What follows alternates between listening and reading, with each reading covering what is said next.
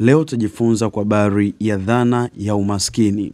Ukisikia umaskini, nini kinakuja kwenye fikra na moyo wako? Umaskini, maana yake ni kukosa uwezo wa kugharamia mahitaji msingi kwa mwanadamu, kama vile maji safi, chakula, makazi, mavazi, pamoja na huduma nyingine zote za kijamii.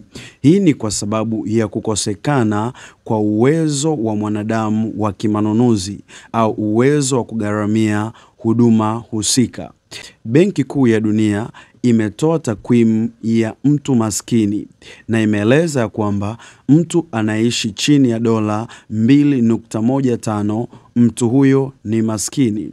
Hata hivyo, ukweli huu ni ukweli nusu, kwa sababu umaskini umebeba sura kuu tatu. Sura ya kwanza ya umaskini, umaskini ni roho. Sura ya pili ya umaskini, umaskini ni mtazamo. Na sura ya tatu, umaskini ni matendo au tabia zinazoleta umaskini. Tukianza na sura ya kwanza kuhusu umaskini. Umaskini ni roho. Utakubaliana pamoja na mimi kwamba maisha tunayoyaishi katika ulimwengu wa mwili yameanzia katika maisha yaliyoko katika ulimwengu wa roho. Inaweza ikawa ni ulimwengu wa roho katika nuru au ulimwengu wa roho katika giza. Na hii sasa inatuleta kujifunza, mwanadamu akitaka mafanikio lazima awe amejenga mahusiano na ushirika mzuri na Mungu aliyemuumba, kwa sababu umaskini ni roho. Kuna vitu vya kiroho vinavyoachiliwa na shetani ili kumzuia mtu asiwe na uwezo wa kimanunuzi, asiweze kugharamia mahitaji yake msingi. Kwenye Biblia ambalo ni neno takatifu la Mungu, kitabu kile cha Luka ile sura ya 8 na ule mstari wa 43, utakutana na habari ya mwanamke aliyekuwa akitokwa na damu kwa muda wa miaka 12, na baada ya kutokwa damu kwa muda huo wote alikuwa akitafuta matibabu ya tatizo lake. Maandiko yanatuambia aliteseka kwa matabibu wengi, alitumia mali kwa matabibu wengi, na hata hivyo hakupata suluhisho la tatizo lake. Hii inanifikirisha jambo moja. Shetani ana uwezo wa kusababisha mambo mbalimbali kwenye maisha ya mwanadamu ambayo yatakuja kuchukua kila rasilimali fedha na kuielekeza kwenye tukio husika kwa muda mrefu. Unatakiwa kuwa makini na kujua ya kwamba hii ni roho ya umaskini.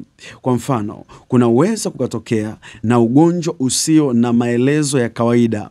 Unaenda hospitali A, unaambiwa hauna tatizo, na bado unaendelea kuumwa kwa muda mrefu.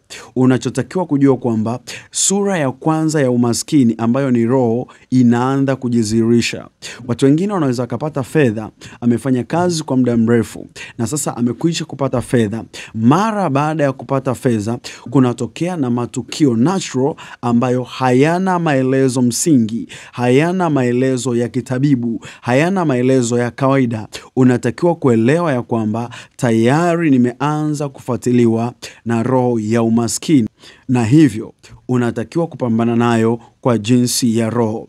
Wengine wanaweza kupata fedha, mara baada ya kupata fedha unaibiwa, na hii imeelezwa kwenye neno la Mungu. Mtu mmoja alikuwa na fedha na baada ya kuchukua fedha akaangukia mikononi mwa wanyang'anyi, wakamwibia fedha zake, na kwa maana hiyo akarudi katika hali ya kutokuwa na fedha, akakosa uwezo wa kimanunuzi. Hakikisha una ushirika na mahusiano imara na Mungu, ili mara baada ya kuona ishara za magonjwa yaliyoendelevu yasiyo na maelezo sahihi ya kidaktari, ajali zisizotarajiwa, ulikuwa tu umeamka huko salama, umeanza safari yako na ghafla inatokea hasara ya ajali ya kutisha, uwe makini. Jua ya kwamba roho ya umaskini inakufuatilia.